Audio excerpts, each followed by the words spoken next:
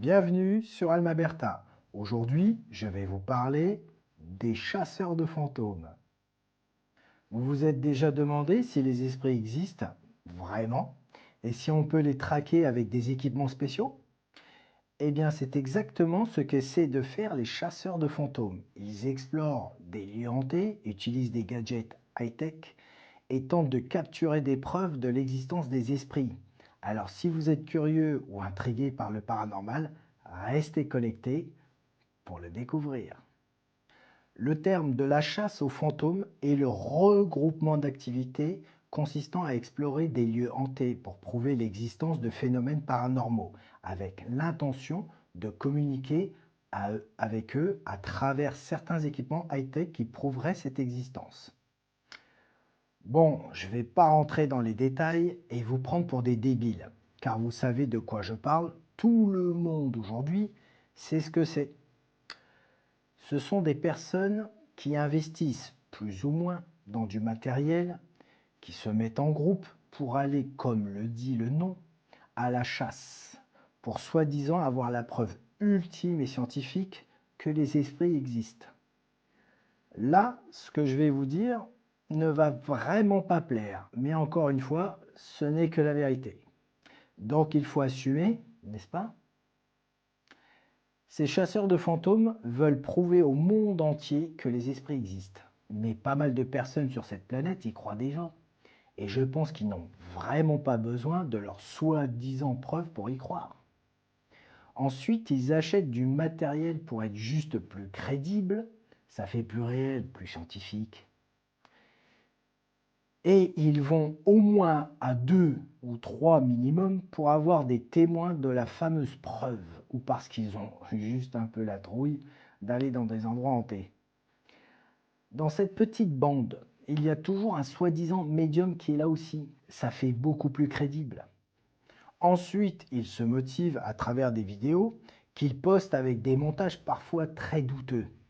Ah, attendez, je vous le fais. T'as entendu? T'as entendu quoi? Ben là, le bruit. Ah ouais. Ils essaient de se persuader que tout ce qu'ils font est bien réel, car eux-mêmes parfois n'y croient pas, et j'en suis sûr. Ils doivent douter ou alors regarder trop de films quand ils étaient petits. Ils se sont dit un matin, tiens, si j'allais faire la chasse aux fantômes. Et après tout cela, ils essaient de convaincre certaines personnes avec des techniques de force et attrape que ce qu'ils font est exceptionnel et super. Ils profitent de personnes crédules de leur faiblesse juste pour se faire mousser et faire le buzz. Et tout ça encore au final pour faire du... ou alors je ne sais quoi. Là voilà la réalité. Car s'ils étaient conscients de leurs actes, ou bien s'ils avaient un vrai don, ils ne feraient pas ça, car un vrai médium n'ira jamais dans des endroits hantés pour faire cela. Ils vont dans des endroits où il y a eu la mort à tous les étages, la souffrance, parfois la torture. Et ils essaient d'en faire un business avec toutes ces horreurs. Tout ce qu'ils font n'est que de réveiller certaines âmes déchues ou perdues. Oui, croyez-moi, elles ne leur parleront jamais. Ce ne sont donc pas des âmes en paix, car une vraie communication avec un défunt ne se passe jamais dans ces conditions. Mais alors, jamais. En général, les gens qui font cela, que ce soit les tables tournantes, chasseurs de fantômes ou bien du Ouija, peu importe, finissent toujours très mal et ont plein d'embûches dans leur vie, car ils s'entourent d'énergies très négatives, voire super négatives. Ces énergies se collent à eux et ça peut finir très mal. Mais c'est bizarre, ça, on n'en parle jamais. Comme je l'ai déjà dit, c'est du sport de haut niveau, avec des règles à respecter et des limites à ne pas franchir. S'ils étaient conscients de tout cela, ils ne le feraient pas. Je vais vous donner un petit conseil. Si vous voulez prouver l'existence des esprits dans ce monde, faites-le avec votre intellect.